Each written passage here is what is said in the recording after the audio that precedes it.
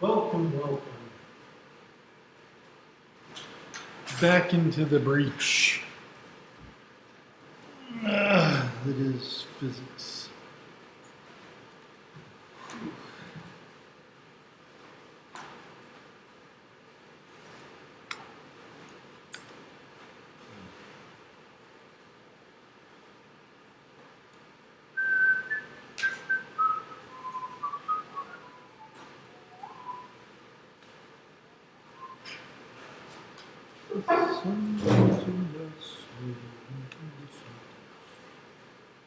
Okay, chapter 22 done and gone. I'm going to move on to chapter 23 today.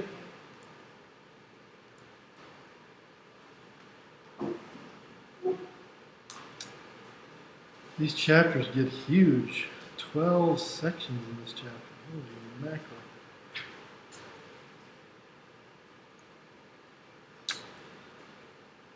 Okay, electromagnetic induction.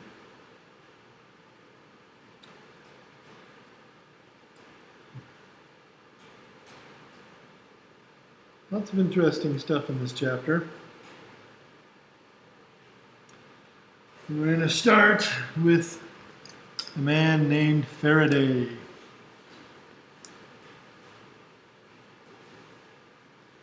So here's our experiment. And this is a device and an apparatus that is used in our everyday lives all the time.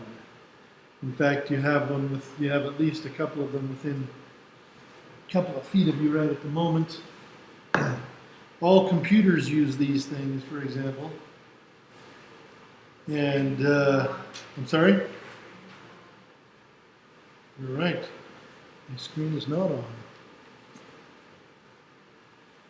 So this is an experiment that Michael Faraday did. Michael Faraday being one of these scientists in the 19th century who was doing science shows for money so that he could support his research. He lived in London, I think. And he was brilliant. There's no other way to say it. He really was a brilliant person, brilliant experimental physicist. What we got here is we've got a battery with a switch connected through a circuit, but the circuit is very simple. It's just a bunch of loops going around this iron washer, this iron loop. The wire is not connected to the loop, it's just wrapped around. It's not touching it necessarily. And then the switch is open. And then on the other side of the iron loop, or the iron ring, there's another set of loops of wire that are not touching the iron necessarily. And they're connected to this galvanometer, which is ammeter. It is recording current.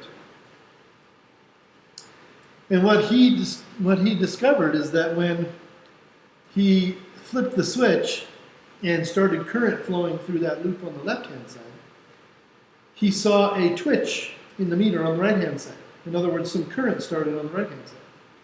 And when he turned off the switch, he saw another twitch on the right-hand side on the galvanometer, but it was in the opposite direction. So when he flipped the switch, if the galvanometer on the right, if the needle went to the right, when he flipped on the switch, when he flipped off the switch, it would go to the left.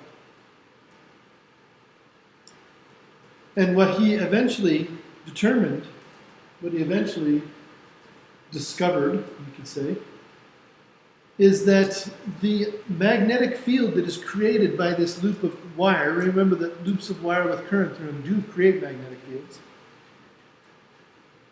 that change in magnetic field, before he flipped the switch at 0, after he flipped the switch it went up to some magnetic field, that change in magnetic field created a current in the other wire, because the magnetic field that is created by this top coil transmits itself through the iron, because the iron lines up with that magnetic field, and so these red lines represent the magnetic field that is created by this top loop. And when you create that magnetic field and it goes through the bottom loop, and the bottom loop experiences a change in magnetic field through the loop, from 0 to some magnetic field, it gets a current in it. And then, after that change is over, and it's just a constant magnetic field, no current goes through that second loop. But if you turn off the current, and it goes from having magnetic field through it, that second loop, goes from having magnetic field to not having magnetic field, it gets a current in it again. And apparently the direction of the change matters, because when we flip the switch on, it went to the right. When we flip the switch off, the needle went to the left. In other words, the current through the second loop changed directions. It was opposite direction when you turn it on than when you turn it off. And this was amazing, actually. It explained a lot of things that they had been studying already. They'd already been studying the currents the magnetic fields that are created by currents. And they were already studying how loops of wire, when they have a current in them, they create this magnetic field and then they can turn inside of other magnetic fields. But they hadn't really gone much beyond that. They started to see what happens to these coils when they get a current through them and they create magnetic fields, but they hadn't really looked at what the magnetic fields do. And so this is another experiment which demonstrates what Faraday discovered. Here is just a regular bar magnet and then a loop of wire connected to a galvanometer. Now, when you bring the bar magnet far away from the galvanometer, nothing happens to the galvanometer. The galvanometer just has no magnetic field going through it. And, well, it has a magnetic field going through it from the Earth's magnetic field. So it has some magnetic field going through it, but it's not changing. Then you bring this magnet towards it, and you put the magnet in a place so that the magnetic field is going through the loop connected to the galvanometer. And as that changes, as you bring this magnet close, you will see a magnetic field, you will see a current created in the galvanometer. In this case, when we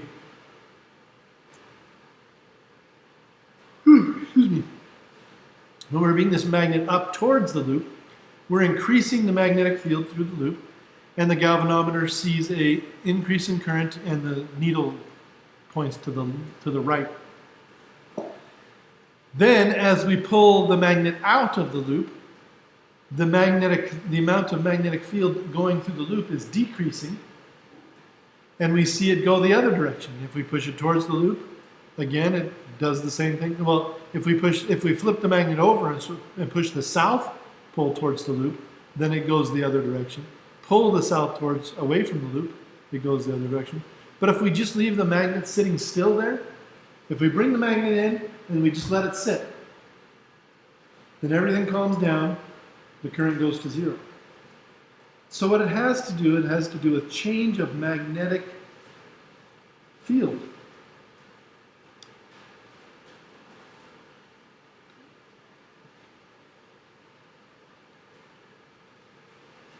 We can take advantage of this. Because what we're showing here is that magnetic field, when it changes near a loop, creates a current. So we can make current.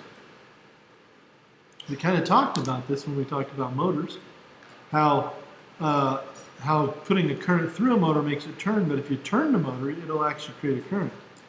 It's again kind of like that Newton's third law kind of thing. But in this case, we're building a device specifically for that. This is not just a motor. This is what we call a generator. Instead of having the brushes and the commutators connected to a motor here, or connected to a battery or some kind of power source, we connect them to a galvanometer. And then we put a handle on the loop here between the magnets, and we turn the loop. And as we turn the loop, we actually create a current. Now, remember that the current that we put into the motor had to switch directions every time the loop went around. That's why we put in the brushes and the commutators. But in this case, we're going to create a current that's going to go back and forth. So this needle will go back and forth if we just use one commutator, if we just use one connection. We can force it to go the same direction every time by using two commutators. That's kind of useful, and then we get a DC generator. So what it comes down to is a thing that we call magnetic flux. Flux is the amount of magnetic field passing through an area. And the way that we calculate it is we take the magnetic field in that area, multiply it by the area that it's going through, and multiply by the cosine of the angle between the magnetic field and the area, because that will make a difference.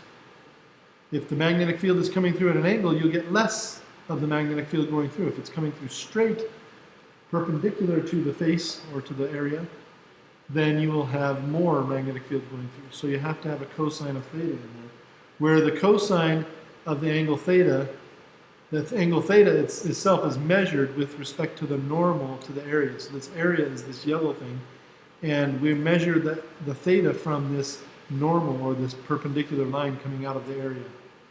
So there's our theta.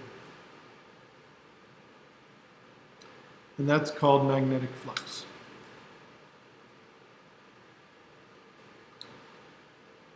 So here we're going to go back to Lenz's law. Remember, Lenz's law talked about how currents create magnetic fields. Now we're going to have changing magnetic fields creating current. Now you could talk about currents being a change or a movement in charge. So if you have a movement in charge or a change in charge, you get a magnetic field. If you change a magnetic field, you get a change in charge or current. So they're, again, kind of like opposites of each other. Kind of. Not exactly, but pretty close.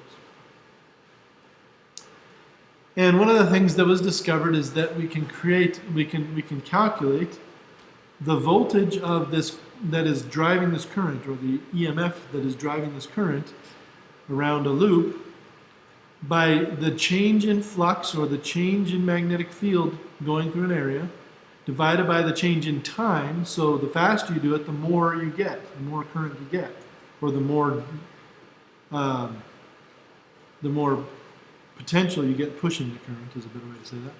But you also have to consider if there's more than one loop. So if you have multiple loops, you need to multiply by the number of loops, which is the n. And then there's a negative sign in here. There is a negative sign. And again, we can attribute that negative sign to going back to Benjamin Franklin, if we want to, that current they chose the wrong sign. But I prefer to think of this one in terms of Newton's second law, Newton's third law. Remember that Newton's third law says there's an equal and opposite reaction. And so what this negative sign actually kind of shows us is it shows us that there's going to be this reaction, this backwards reaction to what's going on. What do I mean by that? Well,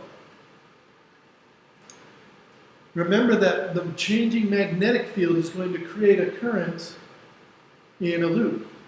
And a current in a loop creates a magnetic field, doesn't it? The magnetic field that is created by the current in the loop is going to oppose the magnetic field that is changing towards the loop. Let me show you what I mean. Here we have a magnet coming in towards this loop of wire. This loop of wire, this is a bad demonstration of this, but let's see if we can show you which way this loop is going here. This loop is, it's hard to show this not in 3 dimensions. And I'm not sure, let's see if we can find a video that shows it better, because it needs to be shown in 3 dimensions, and that drawing is a very poor 3-dimensional video, 3-dimensional image rather. So here is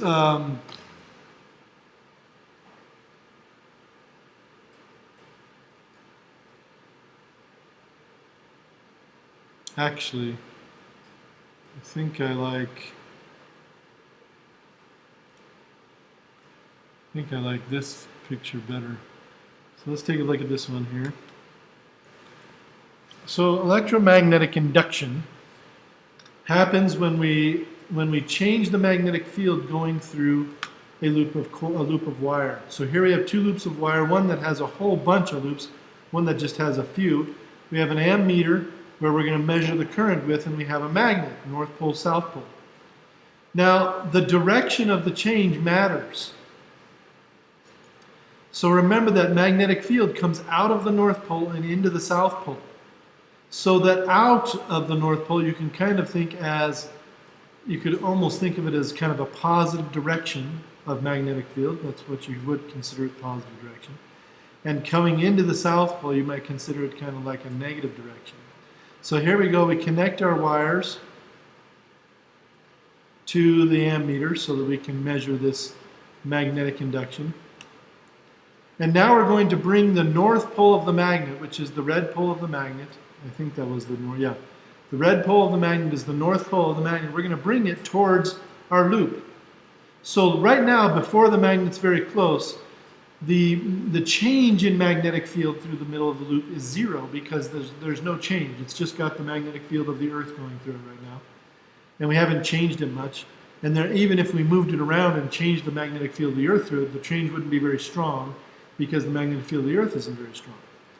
However, if we bring this stronger magnet towards the loop and we move it near the loop or through the loop very quickly, we should be able to see a current created on this galvanometer. So let's see what happens.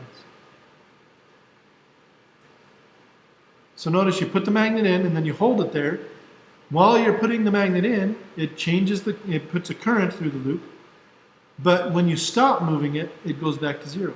So it's all about the change. If you change the magnetic flux through the loop, then it creates a current. If you're not changing it, if it's stopped, it doesn't create a current. Right? Now, if you change it in one direction, if the north pole is moving towards the loop from this side, it turns out we get this current that is going this way, this positive current on this galvanometer. When he pulls it out, it goes the other way, and you can see that. So it goes different directions depending on which way the change is. Why? Well, again, it has to do with that negative sign. It is a Newton's third law thing. This loop has magnetic field going through it, and it doesn't want to see anything change about its life. Remember that nature doesn't like change, and it resists change. So for every action there is an equal and opposite reaction. This loop obeys that law. This loop will do whatever it can to react against the change in magnetic field that it feels through.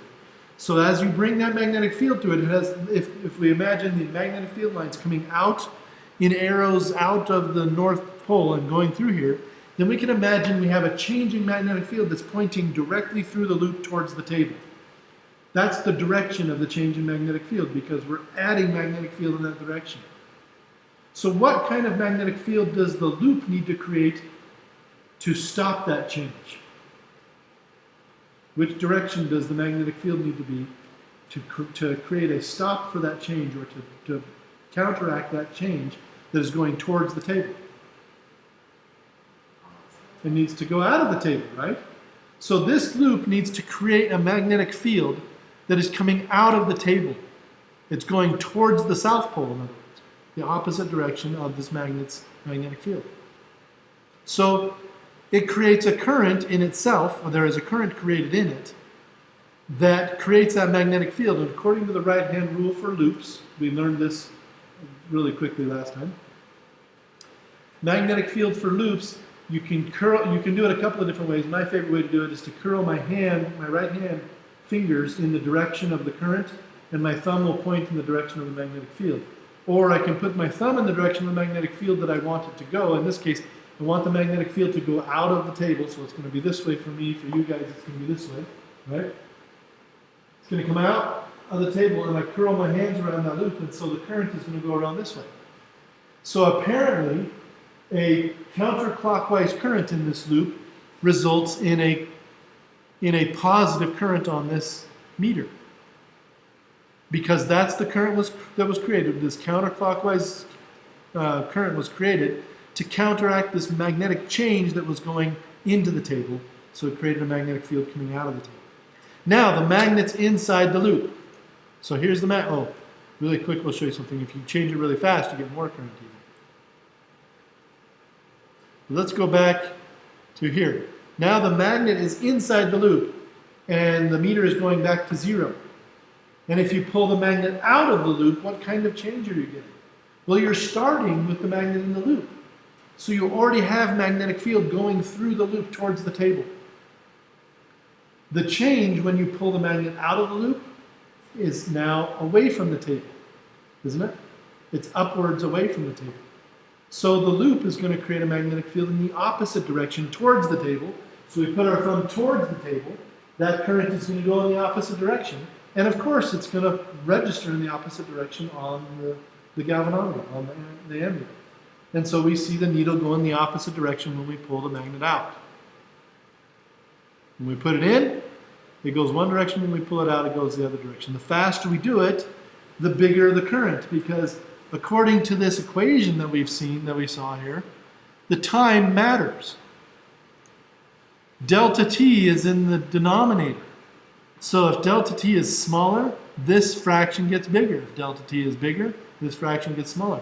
If you bring that magnet very, very, very slowly towards the loop, you'll see hardly any change at all in the current. Maybe not. You may see none.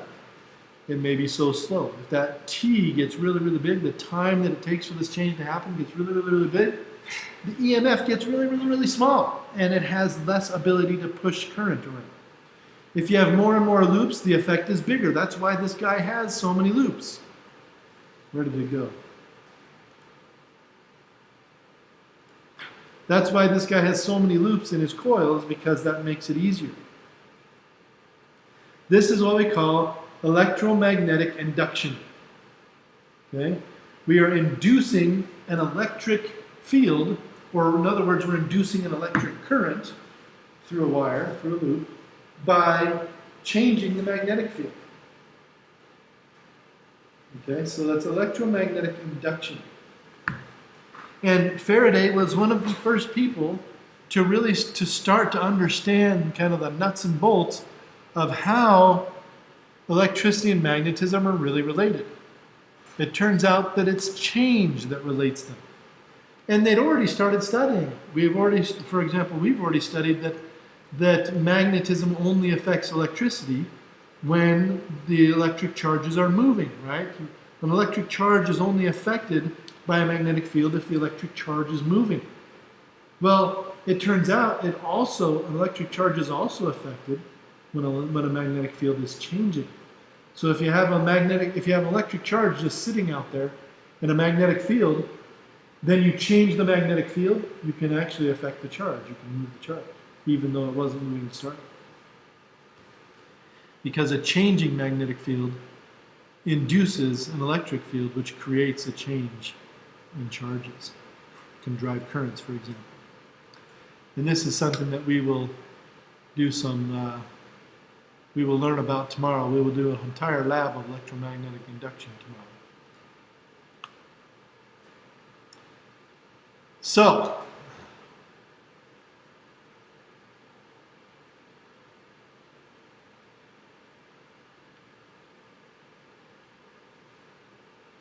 let's calculate the EMF induced, or the voltage that is induced by a change in magnetic flux in this particular problem.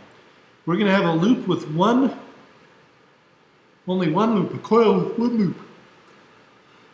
Excuse me. And we're going to change the magnetic flux through this coil in 1/10 of a second, so time equals 0.1 seconds. And the magnetic field through this, in this area, in this change, is going to go from 0.05 Tesla to 0.25 Tesla in that amount of time, in that 1/10 of a second.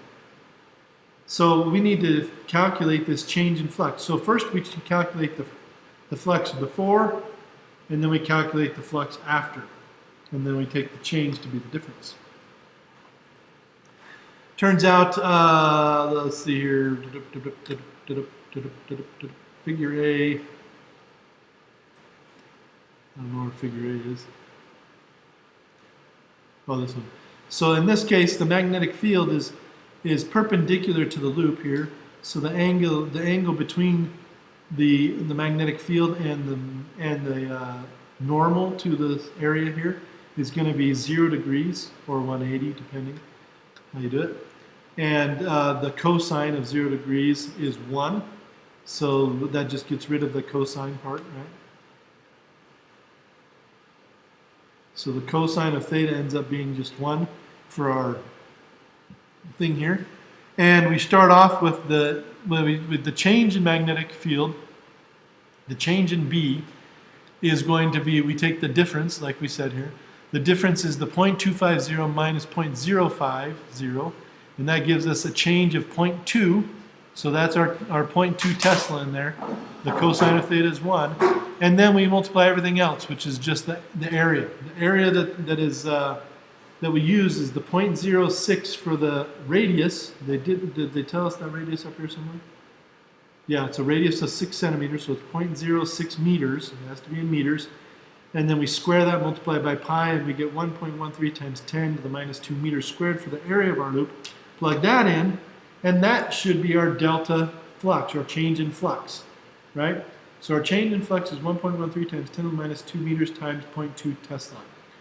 We divide that by the time that it takes to make that change and the number of loops, which is 1 in this case, and we get 22.6 millivolts, right? So, I'm sorry? Remember that theta is measured from the, let's go back a page here, or back a section. Theta is measured from the normal. So here is the area that the magnetic field is going through. This would be our loop around this square. Our loop would be in this area here. And the normal is sticking out of the middle of the loop, perpendicular to the loop, perpendicular to the face of the loop, or perpendicular to the area that our magnetic field is going. We measure the angle theta between that normal and the magnetic field. In our case, the magnetic field is coming straight in, so theta is equal to 0. Does that make sense? In other words, our magnetic field is coming in parallel to the normal. So when you're parallel to something, the angle between you and that is 0. So our angle ends up being 0. We plug in theta equals 0, we calculate, and we get 1 for that cosine of theta. And that's, that just goes back into electrical magnetic fields having to be perpendicular to each other, right? That's why it's cosine is... Yeah, yes.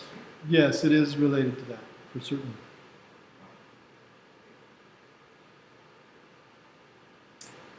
Absolutely.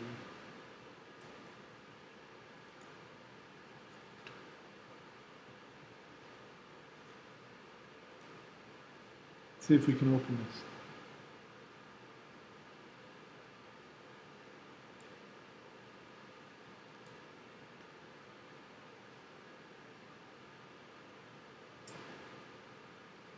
Yeah, there we go. So here's our magnet, change the magnetic field all around. And where's my, here we go. So here is a magnet and a coil of wire. And if the magnet just sits here, nothing happens. This coil of wire is connected to a light bulb. If I move the magnet very slowly towards the loop, nothing happens. If I move it quickly towards the loop, then it creates a current. Quickly towards the loop creates a current, quickly out of the loop creates a current, and it creates a light. In fact, I can make a generator if I just go back and forth very quickly, and I can have light all the time, which is exactly what we do in our houses. We move a magnet through a loop. We change a magnetic field through a loop. Actually, what we do is we move the loop in the magnetic field. It's much easier to move the loop, it turns out, than it is to move the magnet. But that's how we create electricity. And it goes one way when we move the magnet one way. It goes the other way when we move it the other way. So we just move it back and forth all the time so that our light's on most of the time.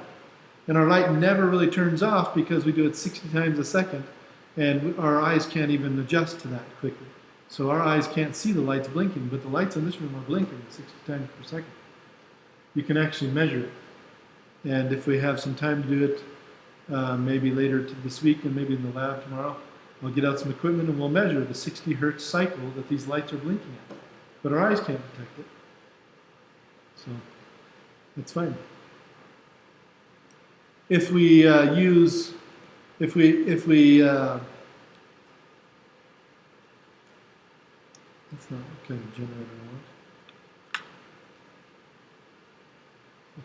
So this is an interesting generator. It uses water to turn a magnet near the coil.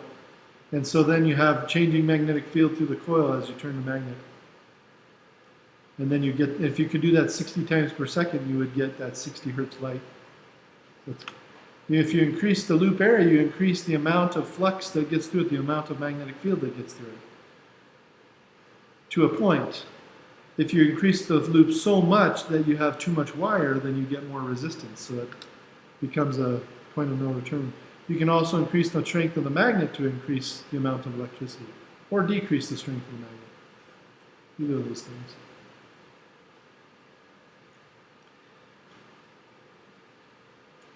We'll keep this open and use it a little bit later.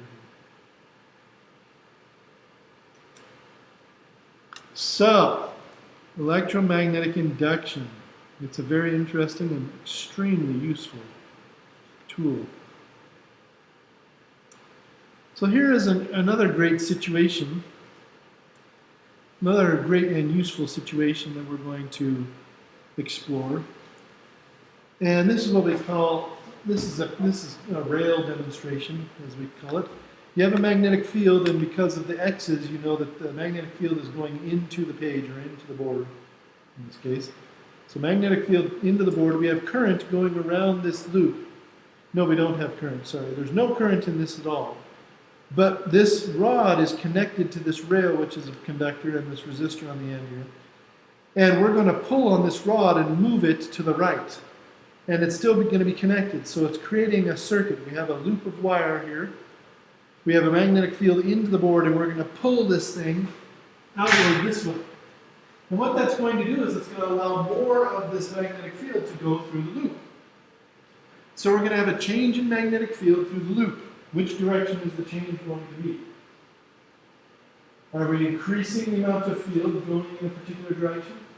Are we decreasing the amount of field going in a particular direction? What are we doing? If we pull this loop to the right, how many more field lines are going through the loop, or how many less field lines? In what direction?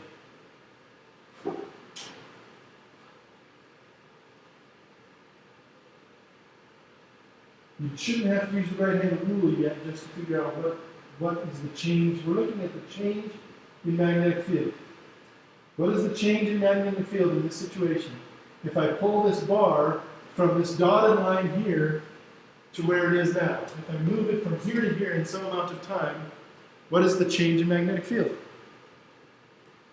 What do I start off with? How much magnetic field do I start off with? Count the magnetic field things inside the loop. Remember, it matters that they go through the loop. So I start with 9 going through the loop. What direction are they going through the loop?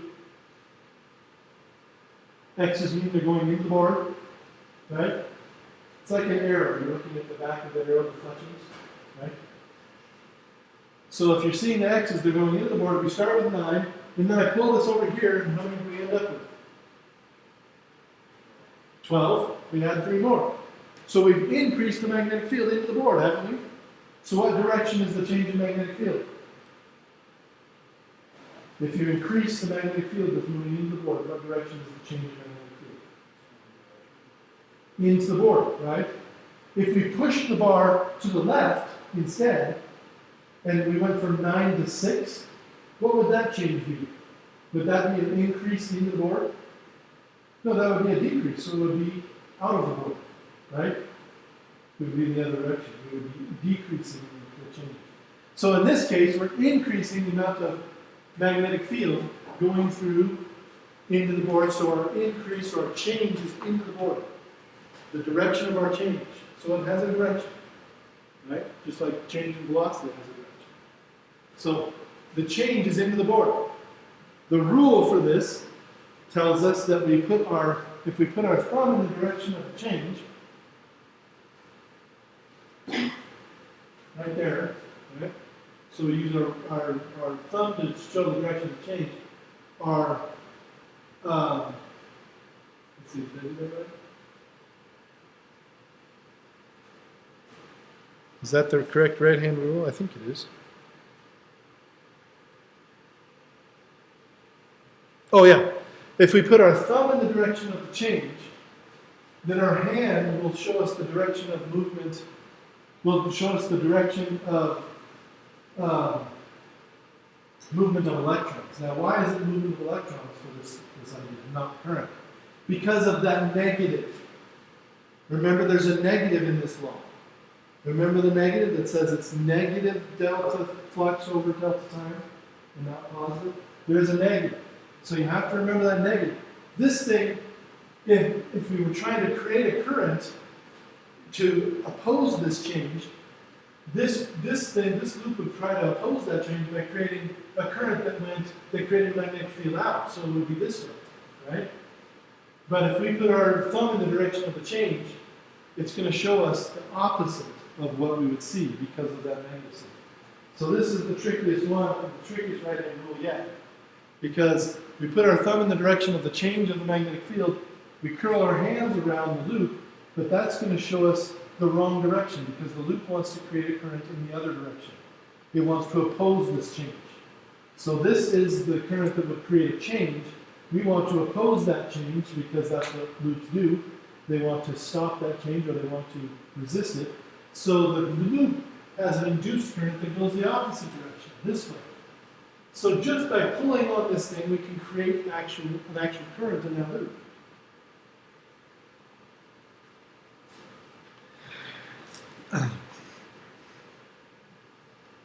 And of course, if we pushed it in, it would do the opposite. It would create a current in the opposite direction. This is a very useful little thing. This can be used to detect things. Right? So for example, if I put a device like this with a spring in it and made it a latch for a door. If I made this the latch for a door, and then when I opened the door, it pushed that bar in, and when I closed the door, it pushed that bar in, you can always know when a door was being opened or closed. It would send an electrical signal because it would create a current in this loop. And so you have an electric device for opening and closing doors. This is a burglar alarm. Or a door opening. Those little door chimes that you have on doors in stores. You can make a door chime and replace that resistor with a little chime, with a little speaker that gives you a little sound when the door is open. So it can be used for many, many other things. But remember that induced current does have that negative sign in it. So the right-hand rule is opposite. Okay. So here we do another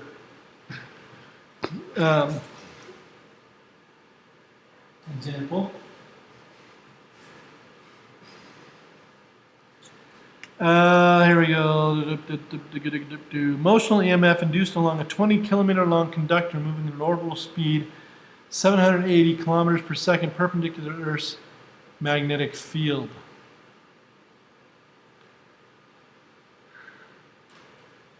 Why are they showing this thing? I don't know why.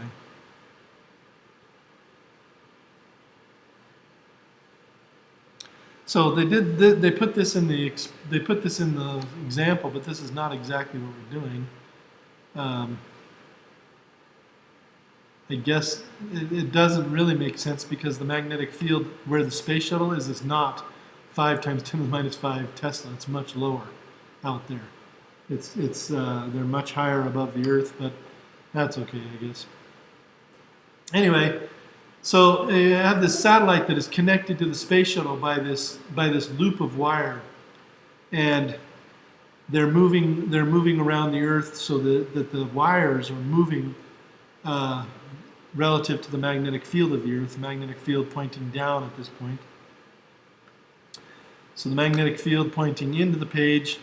The velocity of this thing is to the right. It's like you're pulling this bar to the right. You can think of it as, and it's moving along. This bar is 20 kilometers long. The orbital speed is 7.8 kilometers per second, so there's your velocity, 7.8 times 10 to the 3 meters per second.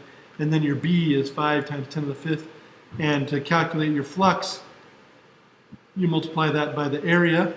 The area is going to be this loop's area. In this case, they're actually going to just use the length times the velocity. The length times the velocity is giving you an area per second. So this is a little bit convoluted the way they've done this, but it still works the same. You have length, which is in meters. You have velocity, which is meters per second. The length times the velocity gives you meters squared per second, which is an area. And then you have magnetic field over seconds, which is exactly what you're looking for. You get the same result for the EMF, and you end up with 7.8 times 10 to the 3 volts, which is a lot. It's 7.8 thousand volts. That's a fair amount of electricity you can create that way. Fair amount of potential difference.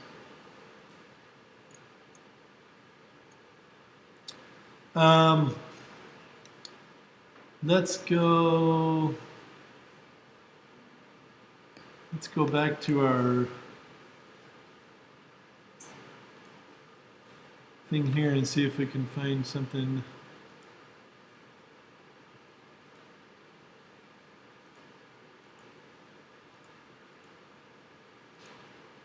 Nah, can't find anything there. All right, so anyway, let's do an experiment.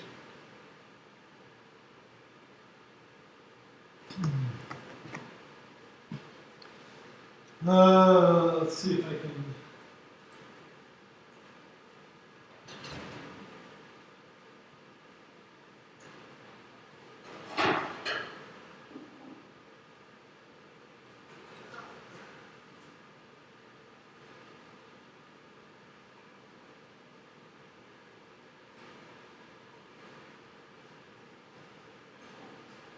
I found that part of the experiment. One of these computers.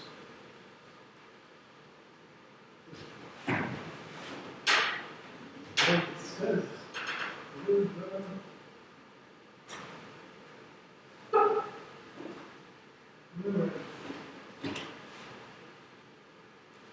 so here we have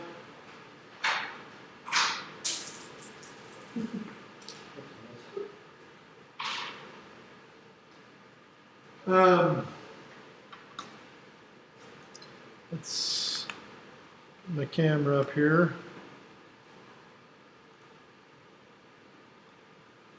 So here we have an aluminum rod, and it's actually just an aluminum pipe. It's see-through. It's not magnetic at all. So here is here's a magnet. This is a magnet. It doesn't stick to it at all.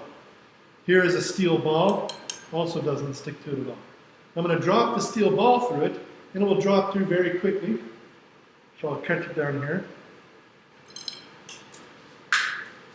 Drop through so quickly I didn't catch it.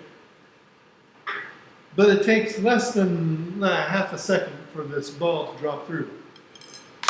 Just drops through very quickly.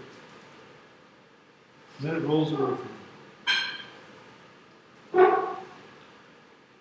And that's what we would expect. We would expect it to just drop through and not be affected at all by this aluminum around it.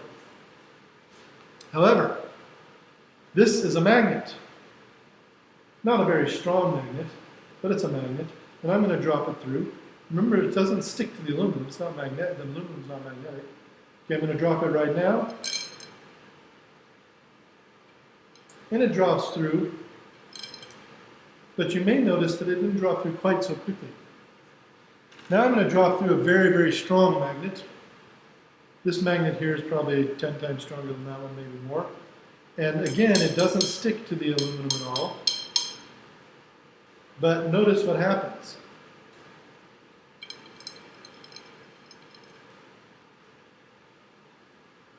It takes quite a while for it.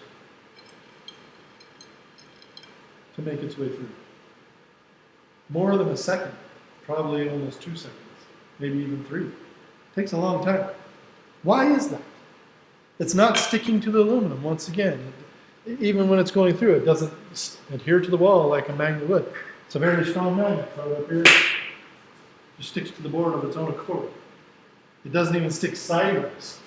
Like I threw this thing up sideways and it turned itself to stick to the pole because that's where its strongest magnetic field is. It's that strong. So what's going on in this experiment? What's going on is actually the same thing that we've been seeing all along. It is this idea of a moving or a changing magnetic field causing currents to flow. But in this case, it's not causing currents necessarily to flow in the ways that we would normally think of them, because we're not looking at loops.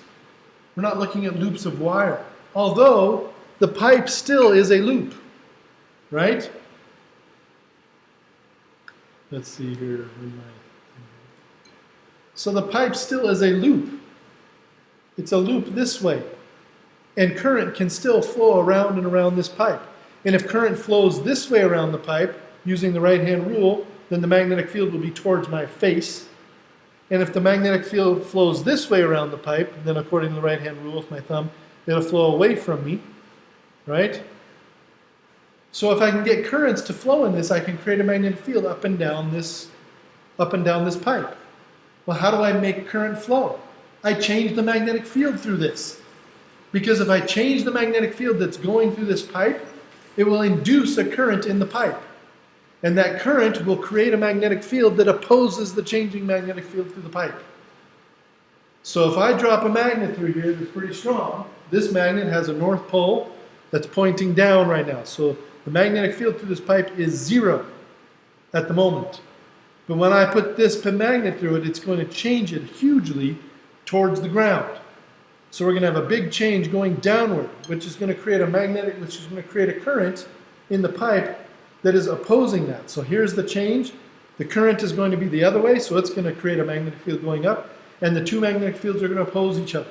This one is going to be pointing down as I drop it through the pipe, and the one that is induced in the pipe is going to be pointing up. They will push against each other because opposing magnetic fields repel each other. And that creates this effect. Okay?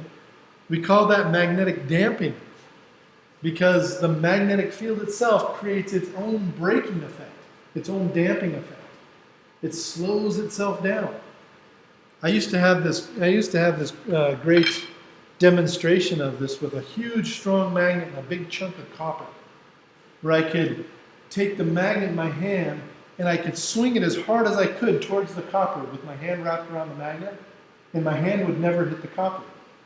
Because as the magnet, that huge magnet, came towards that piece of copper and changed the magnetic flux towards that piece of copper, a current would be started in the copper that would oppose that change and repel the magnet that I was holding.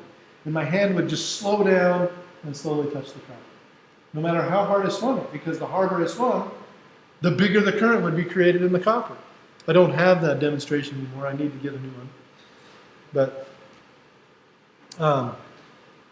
it's a great useful thing. This can be used in many different ways, and it is used in many different ways. We will learn more about those as we go through this.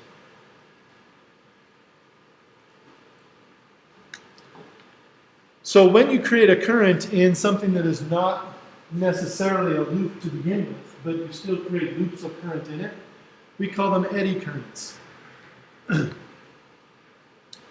One demonstration that you will see tomorrow in your lab of this is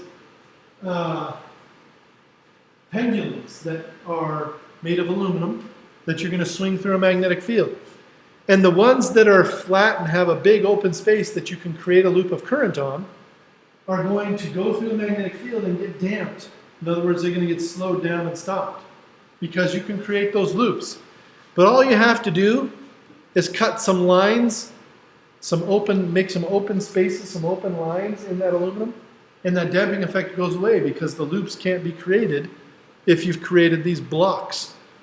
In other words, if you've created holes in the aluminum so that the loops can't be created, the loops here become much smaller, have much less of an effect. So you'll be able to see this in your lab tomorrow. This is what you do to create that.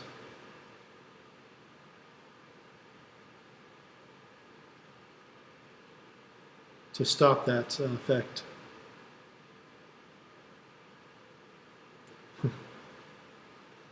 So here is another way that we use this. They separate metals out of trash in some places, not really here, but they can separate metals out of trash by slowing them down and letting everything else slide by.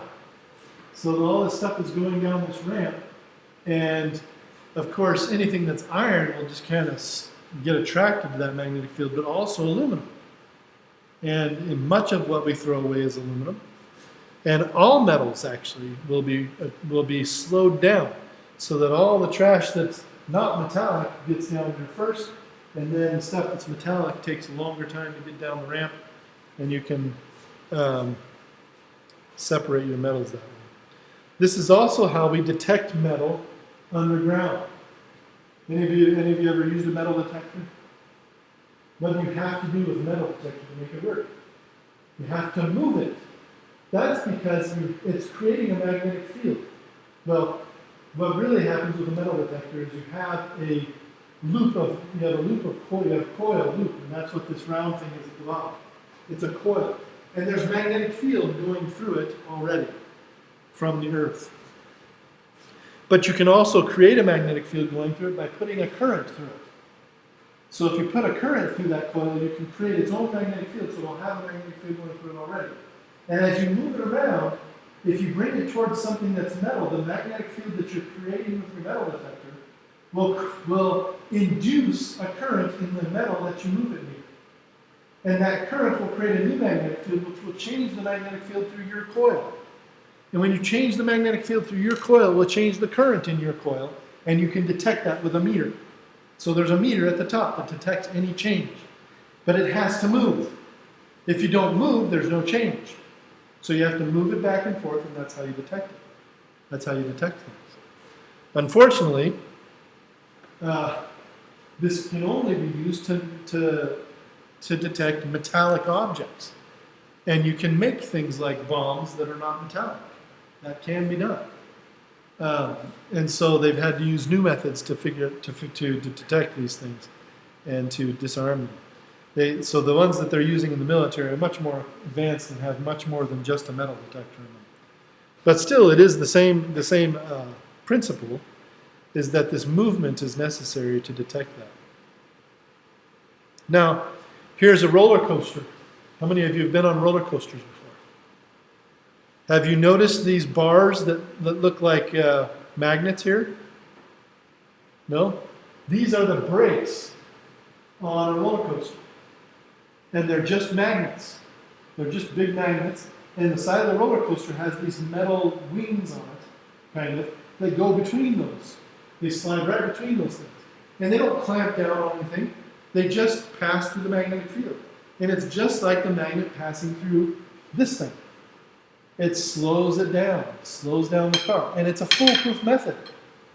As long as the magnets are there and the roller coaster goes through them, it can't fail. The only thing that can fail is if the roller coaster is if those wings on the side of the roller coaster are bent in some way. And so a better way to do this is to have the magnets underneath the roller coaster and to brake the roller coaster that way. But it's magnetic braking. You can also use this for magnetic acceleration.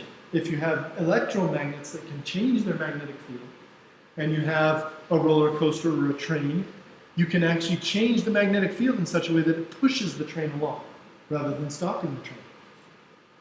So that can be interesting. You can also levitate the train, turns out.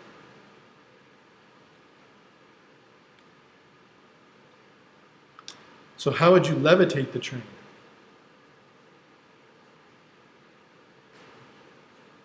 So let's imagine our train has Well, let's look at an example of this first really quick. The first thing we need is something that really can create great currents. Current is always impeded by resistance, right? If you have resistance, your currents don't like resistance. So what we need is something that has no resistance. That would be ideal. Excuse me.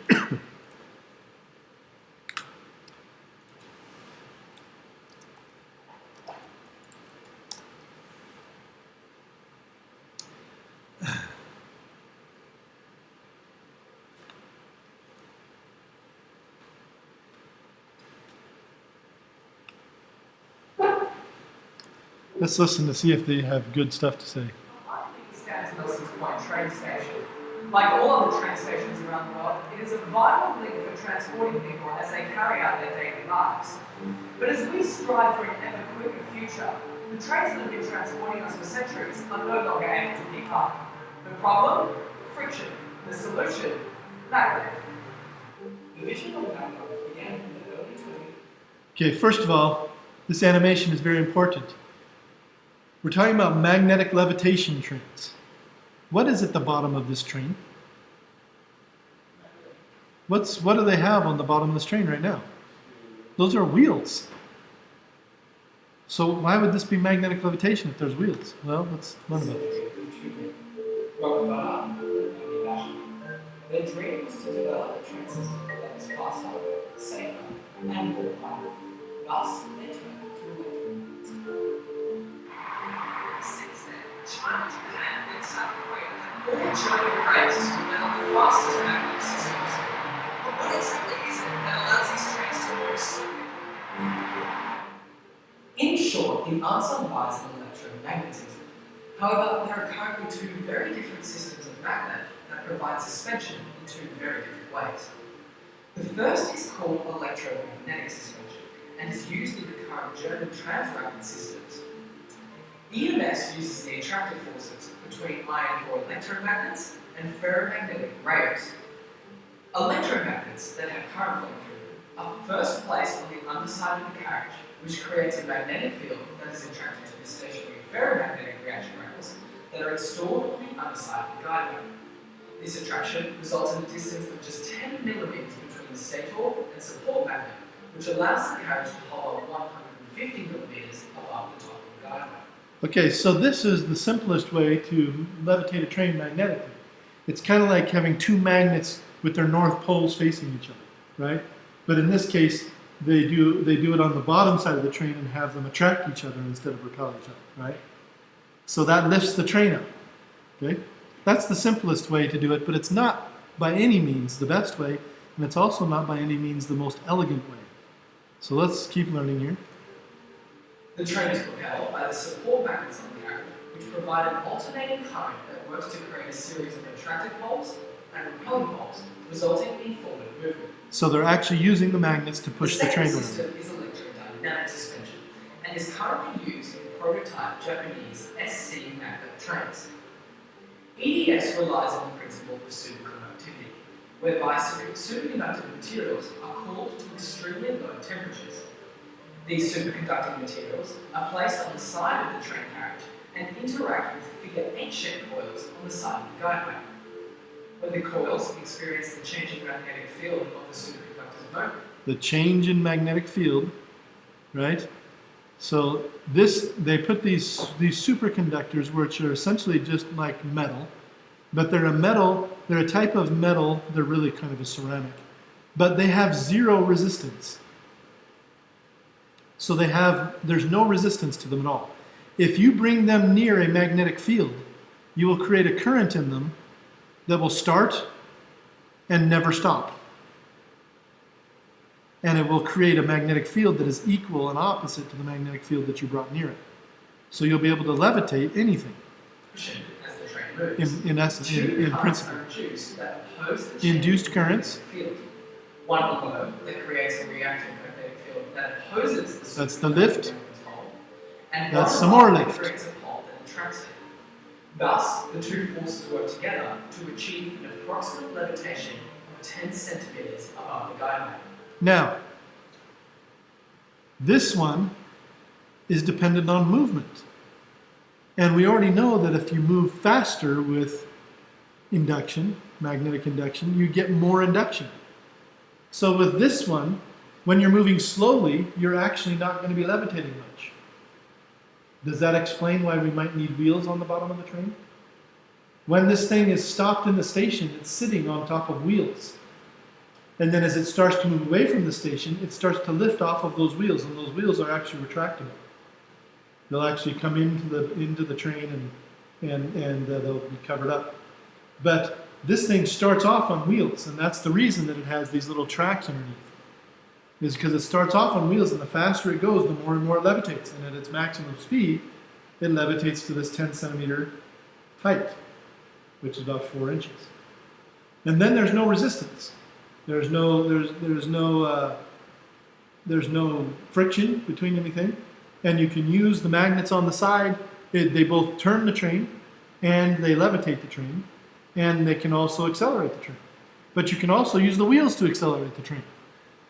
So you can have motors connected to the wheels and just accelerate the train in just a very normal way. So this one actually turns out to be much more elegant. It has more than one propulsion system. It's using electromagnetic induction instead of just direct magnetic levitation. Propulsion is achieved by leading a synchronous motor consisting of additional coils in the guideway that provide a three-phase box. They have longer lifetimes, lower octaves, expensive processing computers. So I'm not going to go into the details of each of these, but that is electromagnetic induction. Now let's see one in action. Let's see if we can find an example of one of these.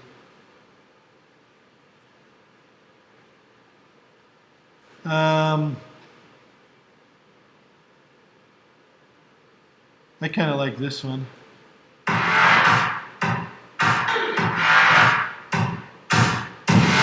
Really? That's so obnoxious. Good night. Why does everything have to have a commercial these days? So here's just one that they created in their lab with the magnets on the side, and then the train that they made is actually has the superconductors in it. So he's creating this little train car, puts the superconductors in it, puts a little magnet on it. Superconductors are down inside there. And then when the superconductors also have to be very cold to work, so they have to usually fill that with liquid nitrogen. So there he's showing the building of the whole thing. This foam thing up here is probably holding his liquid nitrogen, I imagine, in the end. And then all he has to do is move it.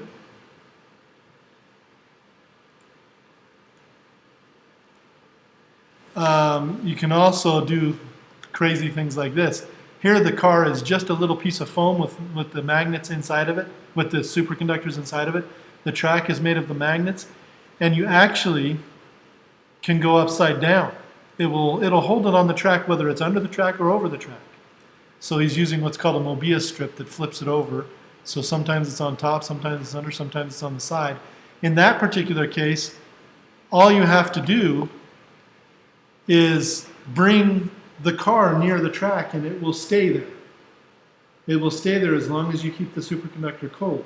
So this is an even more elegant solution, although it has a lot more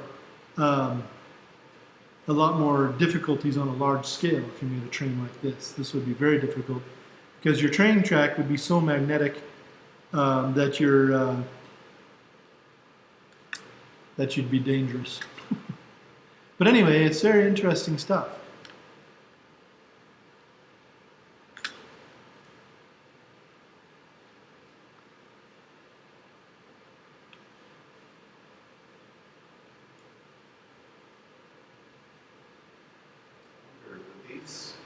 Trains like that require how well do the safety measures work?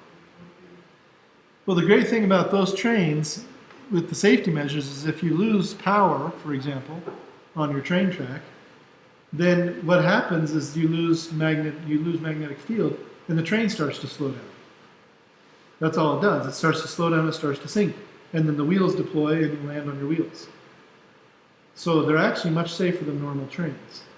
If you lose power on those, what really happens is the train slows down and falls down to the track.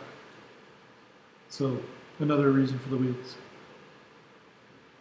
They can move at much higher speeds, but they're actually much safer because they're not just sitting on top of tracks. They're wrapped around their tracks or down inside of the channel. So We, how much does America use those? America doesn't use them at all. I'm not planning to either. So, well, that's not true. There is a small, very short one in Las Vegas. It's very expensive to ride, if I understand correctly, too. But there is a small one in Las Vegas, but it's one of the older versions. It's not one of the new ones like they have in Japan. I believe there's one at Epcot Center as well, but they're not commuter trains. They're just little A to B, less than a quarter of a mile long trains. What's that? Yeah, we do have some really small ones for entertainment, but nothing at a commuter scale. But we don't use trains in America anyway. I mean, the only trains that we have really we have some train systems, like there's a train system in the San Francisco Bay Area, and it's an old one, and they haven't updated it in years. They have one in there's commuter train systems in the Boston, New York, Philadelphia area. And then there's various subways, but besides that, there's nothing else in the United States. What type of trains are Denver? Does Denver have a light rail system? It's probably just a light rail system. It's essentially just like instead of big heavy locomotives, they just have small electric engines that pull around commuter trains. But they're not. Those probably are not really commuter trains. They're just inside of Denver, I'd imagine. I don't know. I've never seen them, but those kinds of trains are just like buses that are on fixed routes. They're not really trains because they don't go high speed and they don't go long distance. So they're not considered real trains. They're considered light rail. So high speed is over 60 miles an hour. When you go long distance, you're considering you go more than 60 miles of track at 60 miles an hour or more. So the one in San Francisco goes from San Francisco all the way out to my town, which is 40 miles, and it goes north and south about 60 miles. And there's several hundred miles of track, probably 2,000 miles worth of track. Then it reaches speeds of 100 miles an hour at some points.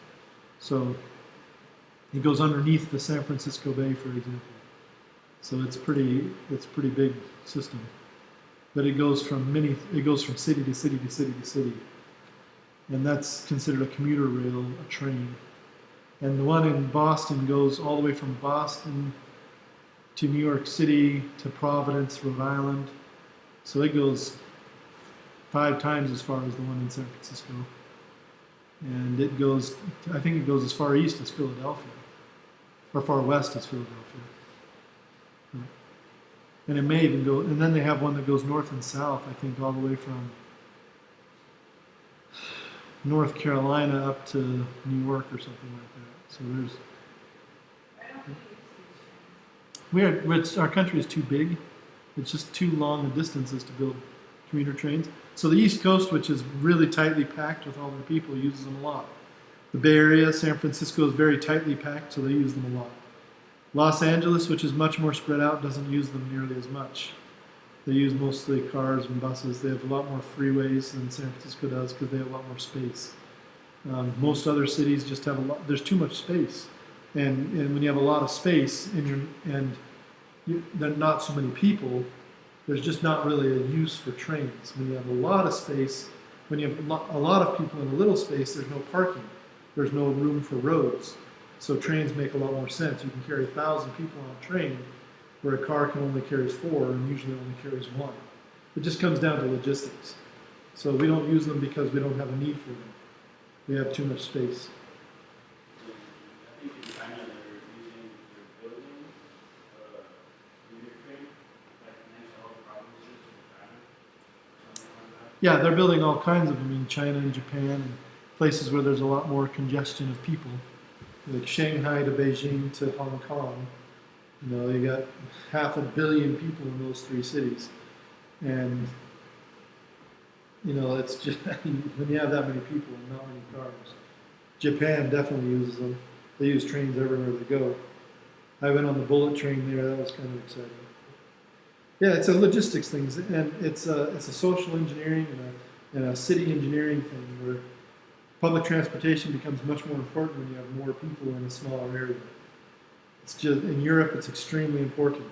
Europe has 4 times as many people as we have in the United States. I don't know if it's quite that many, but they have a lot of people in Europe in half the space. You know, Europe is pretty small compared to the United States. So it's yeah, you just have to use it. There's just no parking space, and gasoline is expensive in most places compared to here. You know, gasoline in Europe is two euros a liter, which would be about $8 a gallon. So nobody's going to buy gas over there. You just don't use it. It's pointless to go traveling. If gas was $8 a gallon here, we'd stop driving too. It's just too much. I mean, you go from a $200 or gas budget every month to a $1,000 gas budget every month. Nobody could afford that. You know, I make 5,000. I don't know, 6, 7, 8,000 a year, 8,000 a month or something like that, and I couldn't afford that. Whatever it is I make, I don't know what I make. So But anyway. taxes must be like just murder of the wallet. Oh yeah. Most of the cost of that gas is tax. Just like here, most of the cost of our gas is tax, but our gas is cheaper because we are bigger buyers of it, and we also produce our own. Most countries don't produce their own petroleum. We're one of the only ones that does. So we have an advantage. We have a lot of natural resources. Most countries don't. We have everything. There's nothing we don't have in this country naturally, and that's a great advantage America has. That's why we're the richest country on earth, without a doubt. So. And I had one more question about the mag trains. As far as transporting things goes, I mean, I'm guessing like Union Pacific wouldn't have any reason to be interested in those. No. Maglev trains are very good at moving things very quickly, but they have to be fairly light. So people in trains that are made of aluminum, very lightweight trains, people are pretty lightweight. But, Union Pacific moves billions of tons of material every day. They move and just so much heavy stuff. It takes their trains, it takes them like an hour to get up to full speed. They're so heavy. And so they're moving too much material to use maglev. It just wouldn't be worthwhile. So, no, the answer is no.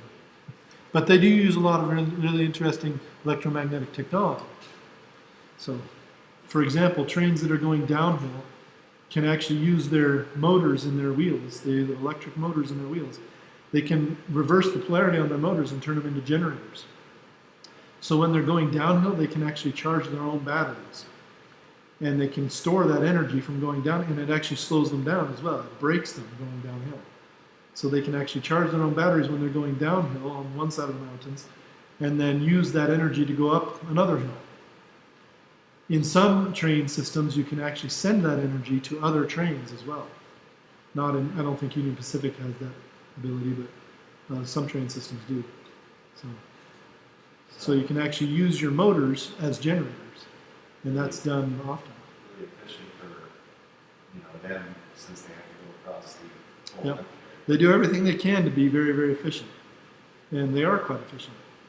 Union Pacific makes a lot of money by being efficient. So. And also they make a lot of money by hauling all the coal that we burn every day. So the EMF generator coil. Again, the equation is the same. It's change in flux over change in time. But in this case, the change is going to come from rotating the coil instead of sliding a bar or moving a loop or moving a magnet. We're going to rotate it. Projector died on us, huh? Luckily, I have my handy dandy aluminum bar here.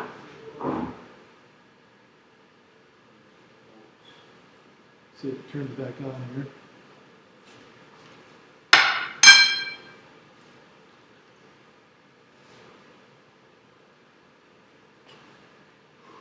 While it's turning back on, I'll put my magnets away.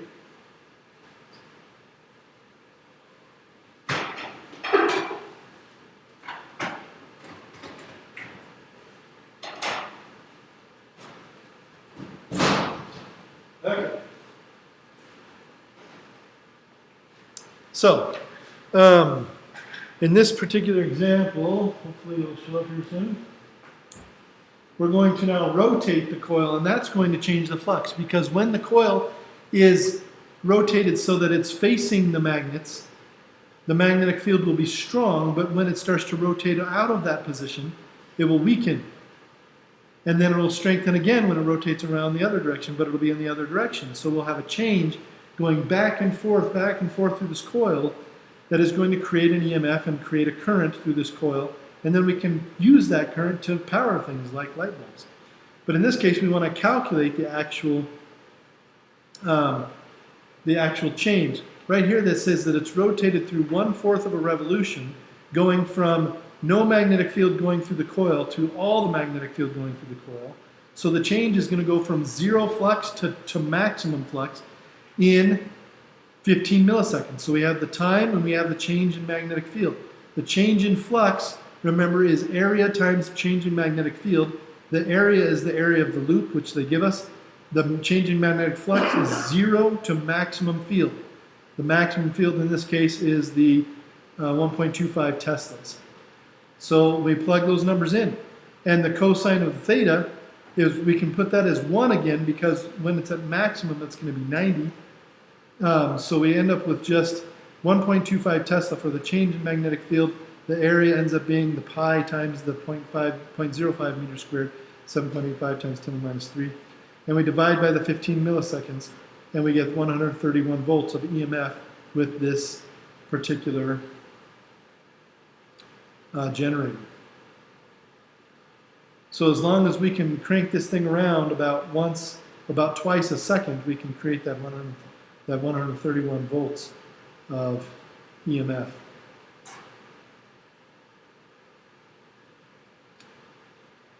There's another way to represent this with frequency, and that's what they're going to show here. That EMF, instead of multiplying by the flux, we multiply by the magnetic field times the length of, or the length, which would be the length of one side of the coil, times the velocity of the coil times the sine of theta. And this one we saw earlier already, where we're not going to talk about necessarily, we're not going to necessarily talk about linear velocity, but this time we'll talk about angular velocity. So we change that linear velocity to angular velocity, and we end up with this equation. Number of loops times the area of the coil times the magnetic field times omega, which is the angular velocity, times the sine of omega times t. So this angular velocity is also equal to the frequency times 2 pi. So if you know the frequency of your spinning, you can do this as well, using this equation. So here they do that. Here we're going to calculate the maximum EMF, and then also this, they use this other one they call the EMF naught right here, which is the peak EMF, where just NAB times omega, because the other one, the sign ends up being 1. But in this case, we calculate this using the angular velocity or the angular frequency. Let's see. This is the previous example that we were using as well. So in the previous example, we went through a revolution in 15 milliseconds, a quarter of a revolution. To go through the entire revolution would therefore take us 0.6 seconds, right? Not 0.6, 0.06 seconds. So that's our period. Our period is 0.06 seconds. That means our frequency is 1 over 0.06 seconds. And that's what they're calculating here, is they're calculating omega from that frequency. So it ends up being pi over 2 instead of the 2 pi that I was talking about.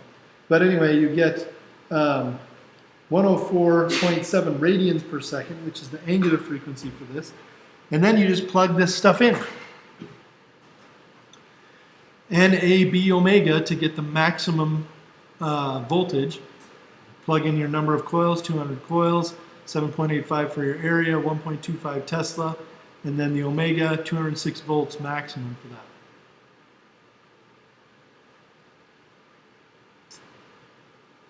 Here you get to see the inside of a generator.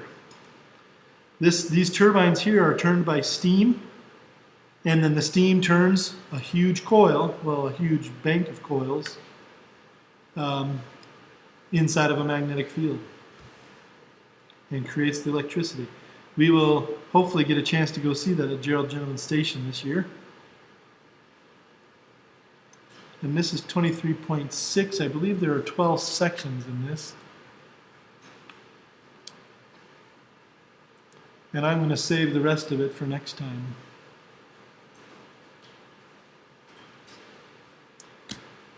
So, homework will be up here in the next few minutes, and I will be around today until about noon. We'll see you tomorrow for lab. Have a good day. Arrivederci. Tomorrow at 3 o'clock, is that the STEM Club meeting? Yes. Good answer. Okay. So we are going to have a STEM Club meeting tomorrow at 3 o'clock.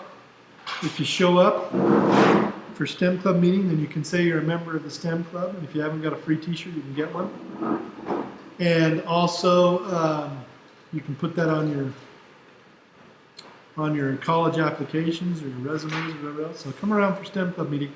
We're going to plan our activities for spring, including what trip we're going to take. Hopefully we'll take a trip to Lincoln. So if you want to be a part of that trip and you want to be a part of that planning, then come tomorrow. What time did we say? 3 o'clock? 3 o'clock. Yes, tomorrow at 3 o'clock. And I will send out an email today to all STEM members. And if you're not a STEM member, come to the meeting and become a STEM member. Tomorrow at 3 o'clock.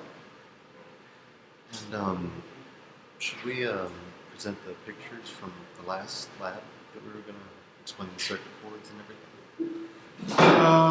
Do it tomorrow with me Tomorrow? after lab. Oh, Or during lab or whatever. Whenever you're done with lab tomorrow. That's fine. Let's see here.